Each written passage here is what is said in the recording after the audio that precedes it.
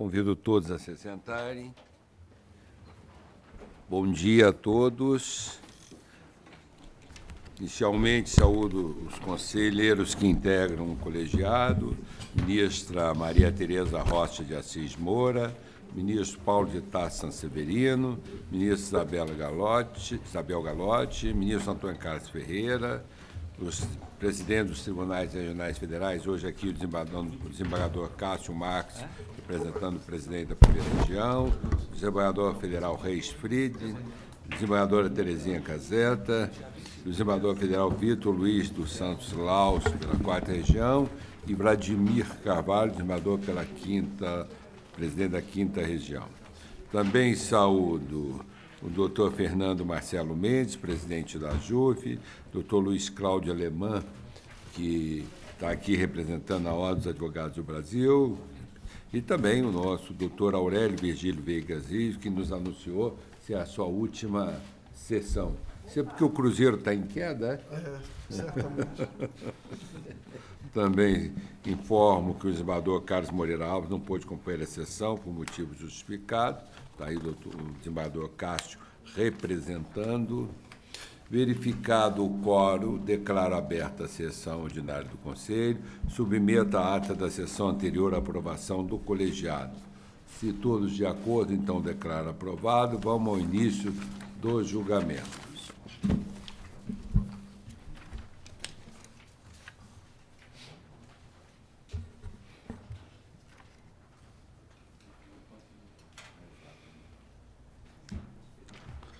Aqui, o primeiro é a proposta de portaria que dispõe sobre a designação de juízes federais da segunda região para compor como membros efetivos e suplentes no biênio 2019-2021 a TNU.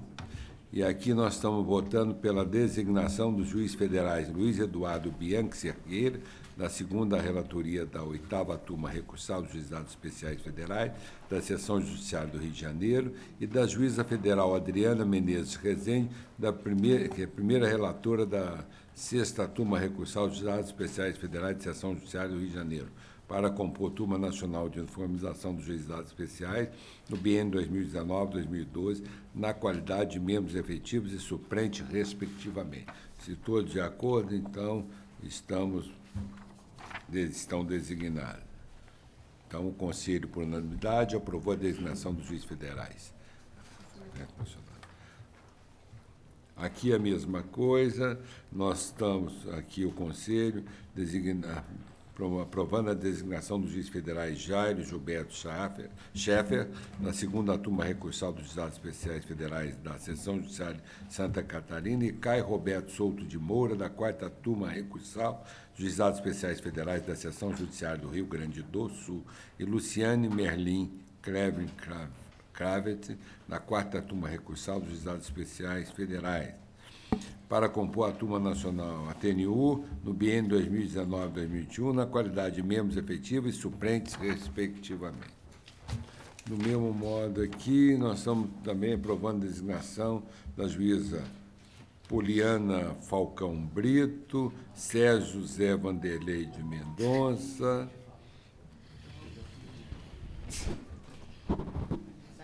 Vanderlei, são só dois mesmo, né? Para compor a TNU no biênio 2019 e 2021, na qualidade de membro efetivo e suplente, respectivamente.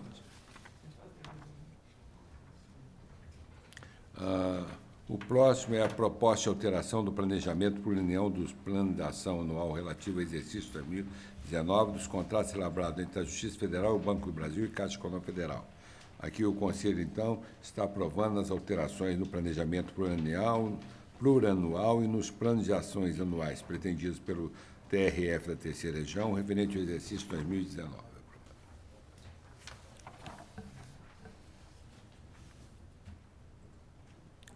O próximo aqui é o 364315,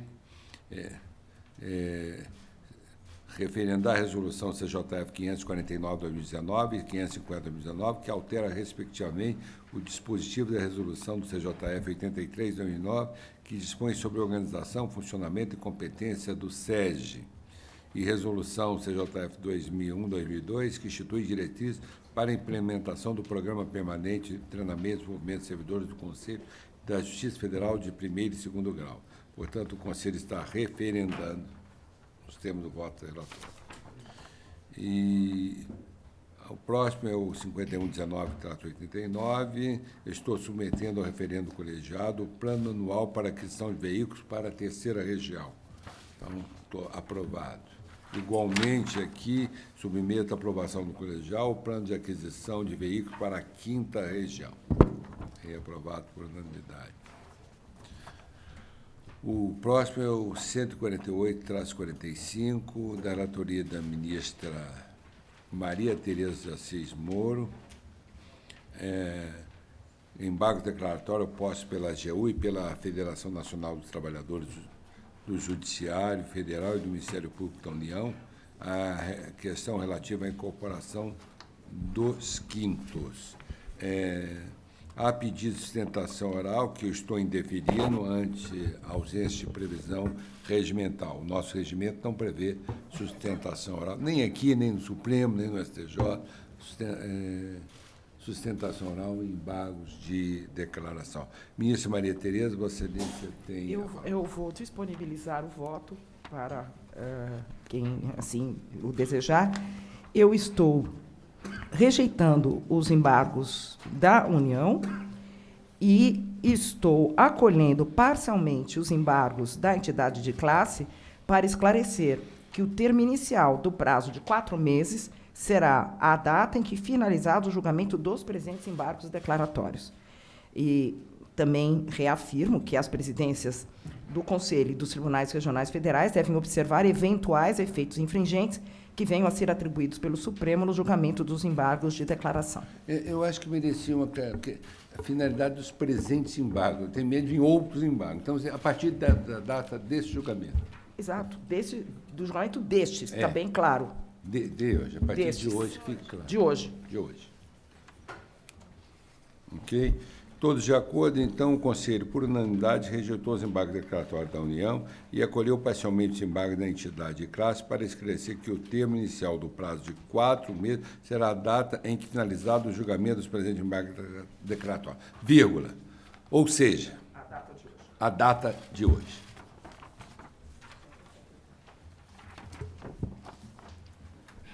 O próximo é da relatoria da conselheira Maria Tereza, da ministra Maria Tereza de Assis Moura, a resolução que dispõe sobre destinação dos valores em procedimento penal.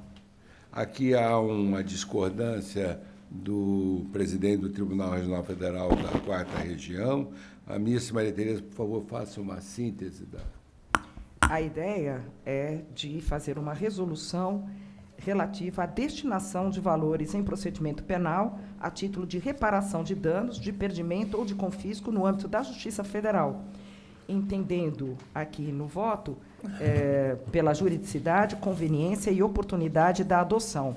Então, eu aqui apresento o meu voto e, em seguida, a minuta da resolução para que se discipline a destinação dos valores em procedimento penal a título de reparação de danos a pessoas jurídicas de direito público, de perdimento de instrumentos, produto ou proveito de crime, valores relacionados à lavagem, de valores não reclamados, confisco, tráfico de drogas, exploração de trabalho escravo ou qualquer outra forma de perdimento ou de confisco, assim como de reparação de danos às pessoas naturais e jurídicas de direito privado, no âmbito da Justiça Federal, que passa, então, a ser regida pelas disposições dessa resolução, cuja minuta eu já apresentei.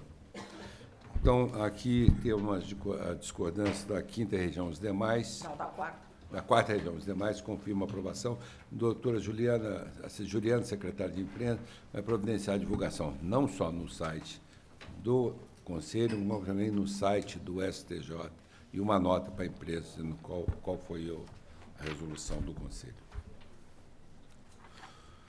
O próximo é a relatoria do conselheiro ministro Paulo de Tarso Severino, que consulta o Tribunal Regional Federal da 4ª Região acerca da possibilidade de adoção, no âmbito da Justiça Federal, das instruções contidas no ofício circular 31/2017 do Ministério do Planejamento e Desenvolvimento, relativamente à emissão de laudos médicos para fim de isenção do imposto de renda. Aqui nós estamos por unanimidade. O ministro, Vossa Excelência, podia fazer só a síntese? Isso, aqui, na verdade, se está regulamentando aquilo já restou consolidado, tanto pelo Poder Executivo Federal, ratificado pelo Tribunal de Contas da União e já pacificado na jurisprudência do STJ, inclusive com súmula, ou seja, a isenção do imposto de renda de pessoa física sobre proventos de aposentadoria, reforma, pensão, recebidos por portadores de moléstias graves, sendo desnecessária a comprovação da manutenção dos sintomas ou recidiva da enfermidade, além da indicação de validade do laudo pericial para aqueles portadores. É, em síntese, como se responde à consulta do Tribunal Regional Federal da 4ª Região.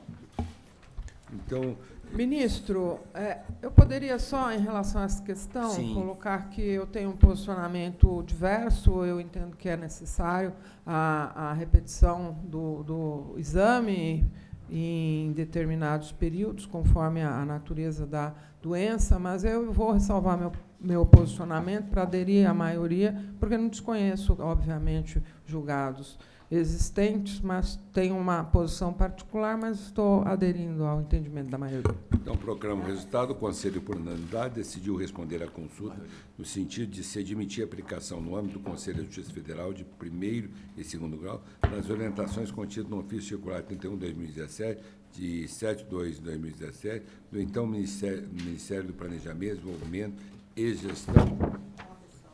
Não, foi unanimidade. Aí só no fundamento é que... Se quiser pôr no resultado, ressalvar do ponto de vista, em sentido contar, mas acompanhou, por isso que no resultado não altera.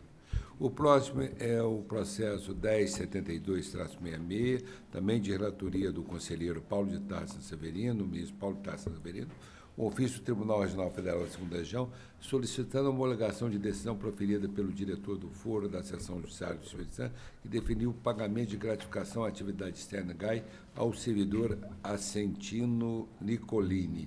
Vossa Excelência tem a palavra, ministro. Aqui o voto é pelo não conhecimento do pedido de homologação por desnecessário. Na verdade, prescinde de homologação, pois o reconhecimento do direito de servidor ele decorreu de disposição expressa de lei, da Lei 11.416 e já regulamentada por portaria de 2007. Com isso, então, não é caso de conhecimento. Inclusive, quanto à prescrição, que tem o decreto 20.910. Proclamo o resultado. O Conselho, por unanimidade, decidiu não conhecer o pedido de homologação da decisão prorrogatado pelo diretor do Foro da Seção Judiciária do Espírito Santo, pois o reconhecimento do direito do servidor decorre da lei. O próximo é o 512-95, Jornada de Trabalho dos ocupantes de cargo de analista judiciário, especialista em medicina, também de relatoria do ministro conselheiro Paulo de Tarso Sanseverino. O resultado? Aqui é uma consulta formulada pelo Tribunal da 3ª Região, quanto à jornada de trabalho, basicamente dos médicos, né? E aqui está seguindo exatamente a orientação do Supremo Tribunal Federal, tanto na área jurisdicional como também na administrativa, entendendo que esses servidores fazem jus à jornada de 4 horas diárias, tal como determinado pelo Conselho Nacional de Justiça. Já houve um amplo debate entre o Tribunal de Contas da União e o CNJ, e o Supremo já definiu a questão e nós estamos seguindo exatamente a mesma linha. Excetuados aquele ocupante de cargo em comissão ou função comissionada, como decidido pelo CJF em 2011. Então, o Conselho, por unanimidade, decidiu reconhecer que a jornada de trabalho dos médicos é de 4 horas, salvo quando ocupante de cargo de comissão ou função comissionada. Unanimidade. O próximo é o 5530-45, proposta de alteração da resolução CJF 345, que dispõe sobre o regimento interno da Turma Nacional de Uniformização. Aqui também nós Está todos por unanimidade, eu posso proclamar o resultado. O Conselho, por unanimidade, decidiu aprovar a proposta de resolução que institui novo regimento interno da TNU. O próximo é o 2779-75, relatoria da conselheira ministra Maria Isabel Galotti, pedido de providência do Sindicato de Servidores da Justiça Federal no Estado do Rio de Janeiro, CISEJUF Rio de Janeiro, solicitando a implementação do regulamento semelhante à resolução CSJT 204, a fim de que seja concedido abono de dispensa de compensação de hora a todos os servidores que participarem de evento de natureza sindical ou, sucessivamente, apenas aos dirigentes sindicais. Isso, Maria Isabel. Senhor presidente, eu observo que o primeiro pedido de que os oficiais de justiça avaliadores recebam um adicional por atividades penosas, eu indefiro, porque a categoria já recebe a gratificação de atividade externa correspondente a 35% do seu vencimento básico, o que, a meu ver, constituiria bis in idem, porque eles já são remunerados pelas peculiaridades da função externa. Eu acho que houve um equívoco. Eu estou no processo errado? 2779-35, é a questão de compensação de horas dos sindicatos participarem de eventos de natureza sindical. Então, esse deve ser... Esse eu peço vista. Esse eu antecipo o pedido de vista. Vossa Excelência, então, esse que eu devo chamar agora é a da questão da compensação de horário. Nesse caso, eu entendo que é possível o afastamento, mas mediante compensação de horário, porque não há amparo legal para essa ausência de compensação pleiteada. Vossa Excelência, esse houve unanimidade lá. Então, após o voto, vou proclamar, após o voto da conselheira ministra Maria Isabel Galotti,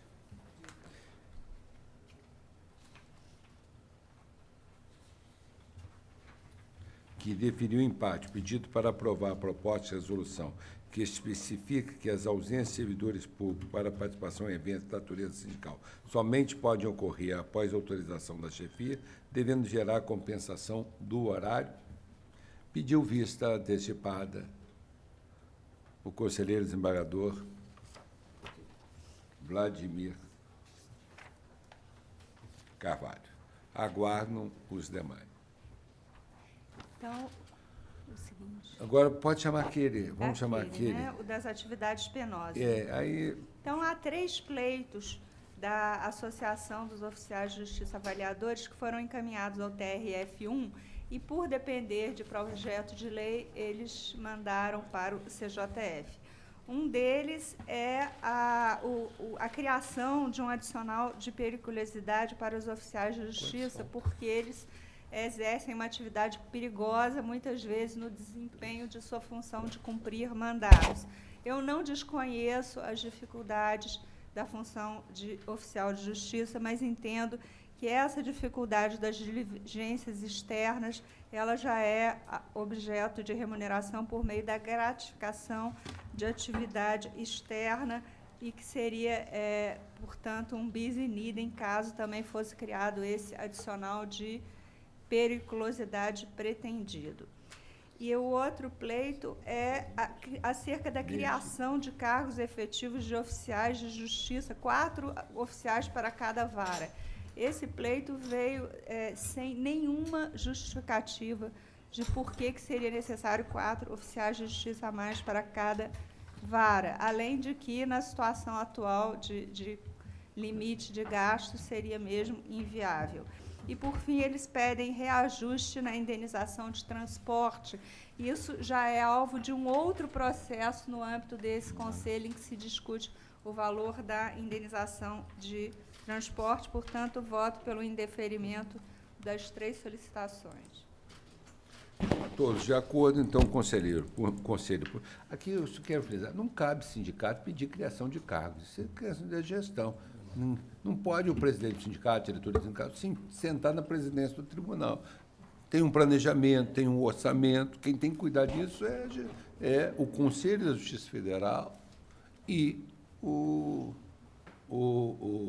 os presidentes da administração de cada tribunal. É legítimo requerer aumento salarial, vantagens pessoais, mas criação de cargo é matéria privativa de gestão dos tribunais e do Conselho de Justiça Federal.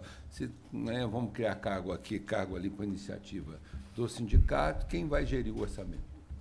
Nós estamos com o orçamento congelado por 20 anos. Então, o Conselho, por unanimidade, decidiu indeferir o pedido, uma vez que a recepção do lugar recompensa o servidor pela situação excepcional do labor enfrentado e por não haver elementos mínimos que justifiquem a criação de cargos.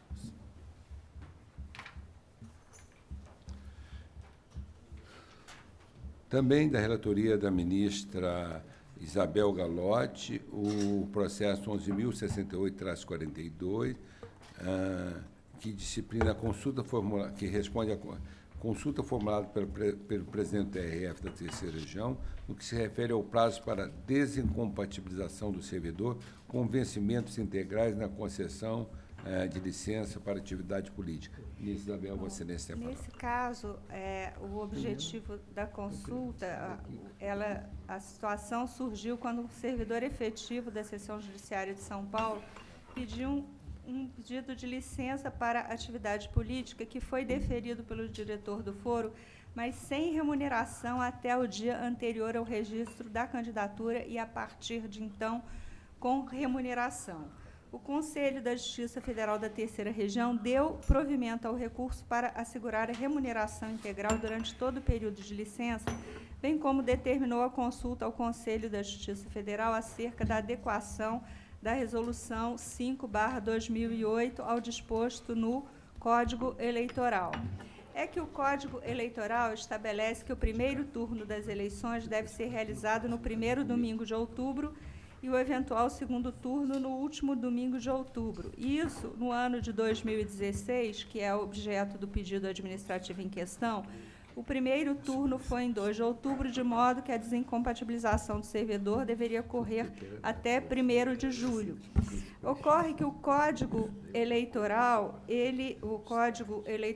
estabelece que as convenções partidárias devem ser realizadas até 5 de agosto e o registro da candidatura realizado até 15 de agosto. Ou seja, para não incidir uma hipótese de inelegibilidade, o servidor deve se afastar em 1º de julho e fica sem vencimentos até o dia do protocolo do registro da sua candidatura na Justiça Eleitoral. Eu entendo que está certa a decisão do Conselho da Justiça Federal da Terceira Região, porque haveria uma incidência numa hipótese de inelegibilidade caso o candidato não se afastasse no período de 3 meses que antecedem a eleição. Embora tenha havido uma alteração no Código Eleitoral, no Código Eleitoral, a lei que regula as inelegibilidades de 1990, ela não foi alterada.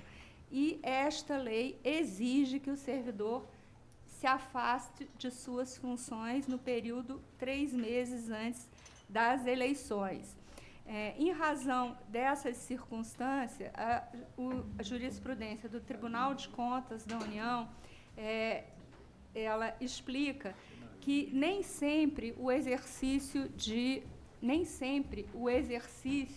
de um cargo público vai causar inelegibilidade. É o caso, por exemplo, de um servidor público que concorra a um mandato político em base territorial distinta daquela em que exerça as suas atribuições administrativas. Nesse caso, ele se afastar de suas atribuições não é necessário para manter a condição de elegibilidade.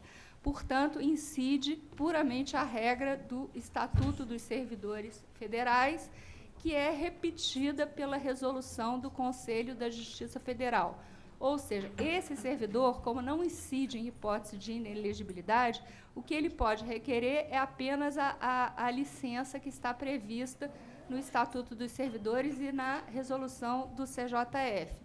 Mas sempre que o exercício do cargo causar uma inelegibilidade, tem incidência para garantir a licença remunerada, desde 3 meses antes a data do primeiro turno das eleições, não o Estatuto dos Servidores, mas sim diretamente a lei de inelegibilidade, tal como interpretada pelo TSE, no sentido de que o servidor tem direito a se afastar 3 meses antes das eleições, de forma remunerada. Nesse sentido, eu cito em meu voto resolução do Tribunal Superior Eleitoral, que, ao meu ver, não sofre alteração, porque a lei de inelegibilidade continua a mesma. Portanto, eu fiz uma proposta de alteração da resolução do Conselho da Justiça Federal, não tão exatamente nos termos propostos pelos pareceres aqui nesses autos, porque eu mantive a redação da nossa resolução, que, por sua vez, ela é idêntica à redação da lei do Estatuto dos Servidores, mas acrescentei um parágrafo dizendo: sendo o afastamento do cargo necessário para o servidor não incidir em hipótese de inelegibilidade, a licença será remunerada a partir do 3º mês antecedente ao pleito eleitoral. Ou seja, essa garantia de remuneração 3 meses antes do pleito, ela decorre diretamente da lei de inelegibilidade. E não será em todos os casos, apenas no caso em que o exercício do cargo cause realmente uma inelegibilidade. E no artigo seguinte, eu inseri, exatamente como proposto pela assessoria, dizendo que ou a partir do 3º mês antecedente ao pleito eleitoral, quando o registro não ocorrer até tal data. Se os colegas quiserem maiores esclarecimentos, eu posso ler o voto todo. Todos de acordo? Então, declaro aprovado. O Conselho, por unanimidade, decidiu aprovar a proposta de alteração da resolução do CJF, número 5, 2008, para garantir o servidor de licença remunerado no prazo de desincompatibilização, quando exigir. Antes de passar para o próximo, o conselheiro Cássio me passa aqui uma notícia, que o Supremo marcou uma audiência pública no dia 2 para discutir com todos os presidentes dos tribunais o horário de expediente externo do judiciário por conta de limitações orçamentárias. Então, seria bom que todos começassem a pensar nisso. Eu não vejo razão para a gente mexer no nosso horário. Nosso orçamento, ainda pela Justiça Federal, permite essa manutenção. Alguém aqui teria algum problema? Eu acho que não. Nós lá temos alguns problemas, sim, porque com essas contenções de nomeações e também de próprio orçamento, não só por conta das despesas, que o orçamento está ficando realmente muito espremido, especialmente na primeira instância, está difícil fechar a conta, e também por conta de recursos humanos, não é? Porque nós temos perdido muitos servidores sem poder repor. E o funcionamento em horário estendido, ele se mostra não tão necessário, porque, pelo período da manhã, a frequência de procura por serviços é muito pequena. Então, poderíamos, na minha visão, eu até já conversei com alguns outros colegas, otimizar o horário de atendimento externo. Então, vamos fazer o seguinte, vamos fazer uma proposta para o dia 2 de outubro. Dia 2 de outubro, quanto tempo? Hoje é dia... Quarta-feira. 4. Vocês já receberam a convocação? Sim. Todo mundo recebeu a convocação. Quarta-feira, né? Então, seria bom, deve ser de manhã, né? Ok. Vamos levar o que tem de sugestão, porque nós não podemos ter uma Justiça Federal, um tribunal diferente do outro. Há um padrão de trabalho na Justiça Federal. Então, lógico, vamos respeitar as peculiaridades. Entendeu? Mas seria bom da gente verificar isso. E na próxima sessão do Conselho, a gente põe esse assunto em pauta. Quer dizer, vamos estar lá no dia 2, vou conversar previamente com o Tóquio. Só para registro, presidente, a primeira região também enfrenta... Historicamente, a Justiça trabalhou mais na parte da tarde. Né? Antigamente, o expediente era de meio-dia a 6. Historicamente. A primeira região, presidente, enfrenta a mesma dificuldade em algumas sessões judiciárias. Nós não temos orçamento no próximo ano para continuar com o mesmo horário. Em algumas sessões judiciárias. O primeiro grau também enfrenta o mesmo problema orçamentário. Então, eu gostaria, vamos fazer o seguinte, a proposta que foi submeter, gostaria que a gente me mandasse até na véspera, para eu ter uma posição junto lá com vocês e podiam me enviar todas até na terça. Eu sento lá já com o top e vou sabendo a posição de cada um de vocês. Ok? E lá a gente, se precisar, a gente faz uma reunião uma meia hora antes, a gente tem um acerto na Justiça Federal. Eu acho que o problema da Justiça não é nem horário, mas da Justiça Federal não tem problema trabalhar só de tarde ou só de manhã, desde que o juiz esteja presente. Desde que o juiz esteja presente. Porque uma das reclamações que eu tenho recebido, e eu quero que vocês levem isso para as corregedorias locais, é a ausência de juiz em fórum. Na Justiça dos Estados não era assim, agora está generalizada a reclamação. Seu Estado, na Justiça do Estado, nós fomos fazer inspeção com o Corregedor Nacional, nós chegamos num dia na vara, a juíza não estava. No dia seguinte também ela não estava, sabendo que a Corregedoria estava lá, tinha estado lá. Imagine os outros dias, né? Só foi encontrado no terceiro dia. Quer dizer, interessante. Abria só de manhã, agora consertaram isso. Né? Foi. Abria às 7. Nunca tinha juiz às 7. O juiz chega às 10 e vai embora meio-dia. É o melhor lugar do mundo para trabalhar. E o serviço atrasado. Pior é isso, o serviço atrasado. Quer dizer, essas coisas a gente não pode. Lógico que a Corregedoria tomou essa providência. Agora, na Justiça Federal, de um modo geral, não tem tanto este problema, mas tem um problema, sim, e muita queixa de atendimento de advogado.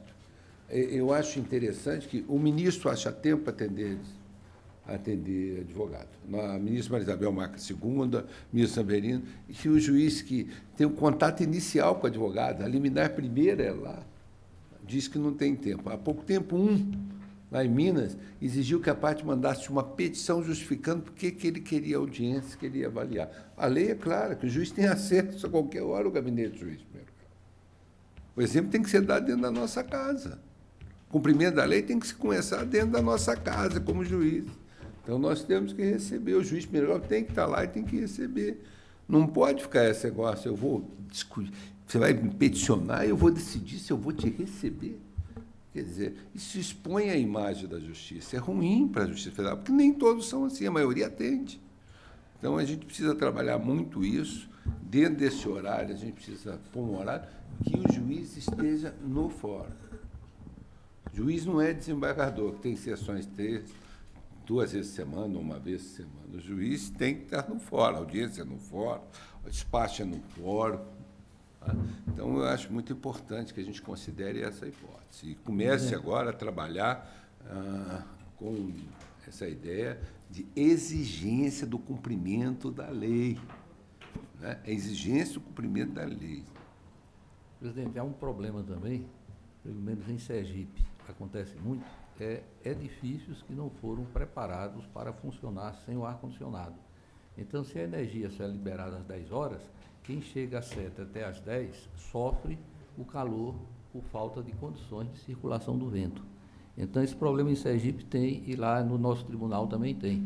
Por exemplo, como é que é? O ar-condicionado não funciona depois de terminar? Não, o ar-condicionado, por exemplo, em Sergipe, só funciona a partir de 9 horas. Então, quem chega às 7 não tem condições. Mas é até bom, jurisdicionado nenhum vai no fora às 7 horas. 7 horas é hora de dormir. 7 horas é hora de dormir. É bom que comece as normas, mas que ele fique depois. Não os que se acordam cedo, né? Esse não tem problema. Eu acho que a tendência deve ser uma justiça funcionando de meio-dia às 6, como antigamente. Eu acho que daria suficiente para o atendimento. Atendimento externo, né? Atendimento externo. Atendimento externo. Acho que é o que... Vamos ouvir a OAB, está aí o nosso conselheiro da OAB. Eu acho que gostaria que pensasse no assunto para a gente conversar também. A OAB, os advogados são os grandes atendidos, são os nossos clientes na justiça. Então, seria bom a gente pensar, tendo em conta essa realidade que é restrição orçamentária. Presidente, 2 observações. A data que Vossa Excelência indicou para encaminhamento, qual seria? Porque essa reunião será na terça-feira da outra semana. Sim, na segunda eu gostaria de estar a proposta de cada tribunal. Isso. Na quarta-feira. Vou trabalhar, fazer uma avaliação. Dia 2, quarta-feira, isso. Então, Isso. na terça-feira, Perfeito. até as 12 horas, eu acho que está bom. Vocês mandarem na terça até as 12 horas, eu tenho a tarde toda para avaliar e ligar para vocês, ponderar alguma coisa. A gente conversaria previamente. Eu gostaria de lembrar que, quando a gente fala hoje no ajuste do horário de atendimento, a gente tem que provar que isso se mostra mais viável, porque ninguém precisa ir mais ao tribunal para ter vista do processo. Isso pode ser feito pela... Eu acho que todo mundo aqui está no processo eletrônico, com tudo digitalizado. Algum estado não está? Começamos a digitalizar agora. Né? Na primeira região, primeiro grau está. Ainda todo não, mas já está em processo de digitalização também. Não todos. Não todos. Não todos. Falta muito no primeiro grau? Não, Ainda. o primeiro grau não é um sistema de justiça eletrônica funcionando? Aqui? Sim, mas no DF, mas falo em todas as seções judiciárias, né? Tá certo. Norte e Nordeste. Mas aí no interior é mais fácil ainda concentrar a paritária. Né? Meu sonho era ser juiz, porque o juiz só chegava meio-dia e meio no fórum e saía embora 6 horas, no tempo que eu era advogado do banco. Eu levantava cedo, ainda ficava lá no final. Depois que eu vim ser juiz, eu não tive o charme de ser juiz federal. Então, eu só peguei muito trabalho para fazer. Só para fim de agendamento, senhor presidente, o relator desse processo é o ministro Luiz Fux, não é o presidente Toffoli. Se Não, você mas for agendar... aqui É Luiz Fux. Luiz Fux. é audiência. Pô, mas o que está isso com o Fux? Não. Existe uma demanda, uma ação judicial lá sobre isso? Não, ele foi... Ação direta para controlar? É. Pô, esse país tem futuro. Uma ação direta para controlar o horário de funcionamento do fórum. E não é indeferida liminarmente. Então, vamos lá.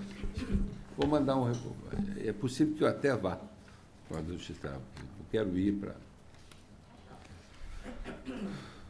O processo 116419 da relatoria da conselheira esmagadora Terezinha Casella, consulta formulado TRF da 4ª, acerca do limite temporal do alcance da decisão que admitiu o cômputo do período de licença por motivo de doença em pessoa de família, de efetivo exercício, como de efetivo exercício para fins de cumprimento dos requisitos dito pela Lei 193, pelo artigo 193 da Lei 8.112, ele está sendo adiado, né? Por indicação da própria relatora. O processo 1079 da relatoria do conselheiro examinador Vladimir Carvalho,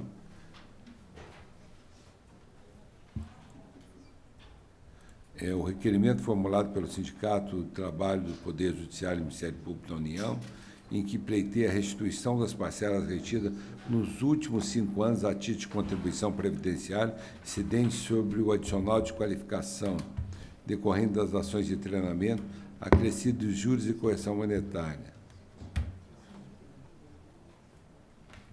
Aqui, Vossa Excelência está decidindo pelo reconhecer o direito à restituição, a ser buscada de forma individual, via compensação, ok? A ser solicitada junto à Receita Federal, de acordo com os pareceres do Conselho da Justiça Federal. De acordo com os pareceres. Então, todos de acordo, o resultado fica proclamado.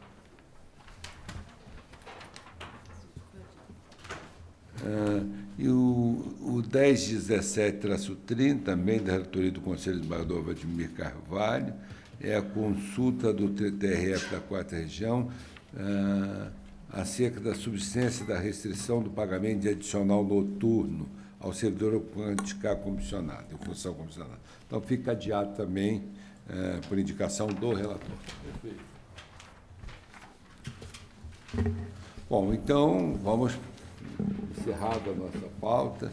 Primeiro, convido todos os embargadores e ministros integrantes desse conselho para o almoço na presidência da STJ, com as respectivas assessorias presentes, né? Então, aqui os assessores estão presentes e juízes.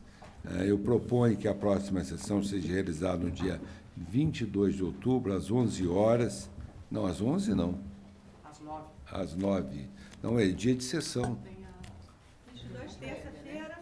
Ah, não, tá. A sessão, nós temos uma prévia, tá. Às 11 horas, aqui na sede do Conselho. Mas é 22, terça-feira? Terça-feira. Terça. Às 9 nós fazemos a prévia. Agradeço a presença. Às 9 e às 10h30. Às 10h30, vamos marcar 10h30. Eu acho que... Até porque eu estou muito preocupado com a sessão depois. Bom, antes de eu declarar encerrado, nós estamos a agradecer aqui... Mas vamos ouvir primeiro o nosso conselheiro. Quer falar? Eu quero dizer ao conselheiro Aurélio Riso, prazer de tê-lo nesse tempo em que eu assumi a presidência aqui como representante do Ministério Público. Destaco não só a participação sempre com inteligência, com galhardia, com muita finura, sobretudo pela consideração demonstrada ao Conselho, aos membros do Conselho, dizer que sua presença neste Conselho sempre foi motivo de júbilo para a Justiça Federal. Esperamos que seja não um adeus, mas um até breve. Eu tenho esperança de que você retorne, ainda se possível, na minha gestão. Afinal, temos uma amizade de longa data desde o próprio STJ e, como bons brasileiros, somos da melhor cepa, porque somos de Minas Gerais, não é verdade? Ambos cruzeirenses. Dizer que é muito bom, foi muito bom a presença do Ministério Público nesse Conselho, que antes não frequentava, com a sua participação, e dizer mais ainda que a casa continua de portas abertas para o seu retorno. Obrigado. Bom, obrigado, ministro Noni. Eu queria rapidamente agradecer a todos para que a gente não viole mais um direito humano, que é o direito humano à alimentação adequada. Então, serei bastante rápido.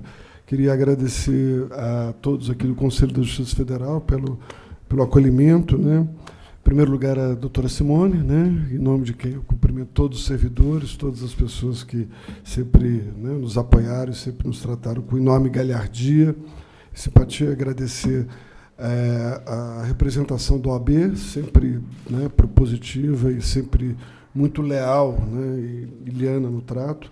Ao meu amigo doutor Fernando Mendes, nosso presidente da JUF, a quem tenho enorme admiração e nenhuma inveja, porque sei como é complicado estar dentro de uma associação com órgãos, com independência funcional, em que muitas vezes a primeira palavra não é bom dia, mas às vezes reclamações pesadas, nem sempre muito educadas, porque nós estamos perdendo também a capacidade de falarmos e de sermos minimamente educados. Eu vejo na nossa Associação Nacional de Procuradores da República, às vezes, manifestações muito duras.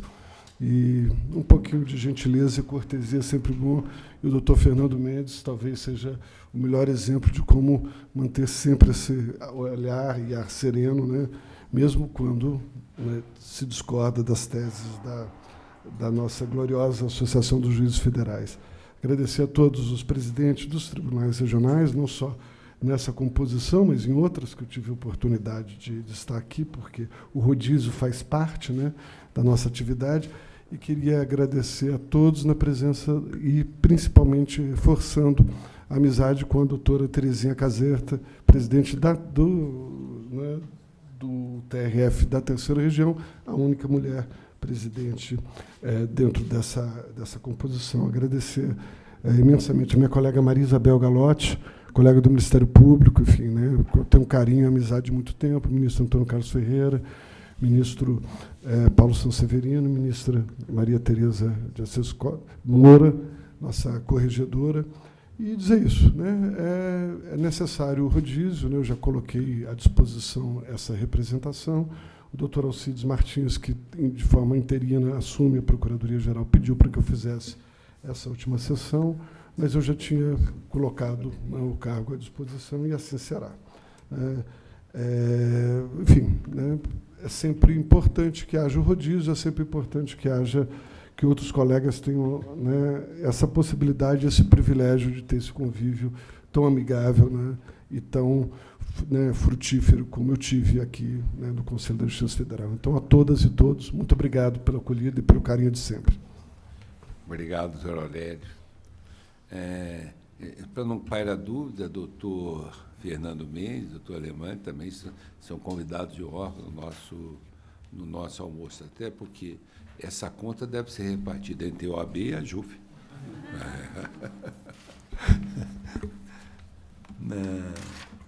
Agradecendo a presença de todos, declaro dos senhores ministros, senhores desembargadores que compõem esse conselho, do doutor Aurélio pelo Ministério Público, do doutor Fernando pela JUF, doutor Alemã pela OAB, sempre bem-vindo. Obrigado aos nossos funcionários, a doutora Simone, nossa secretária, e declaro encerrado os nossos trabalhos. Comigo,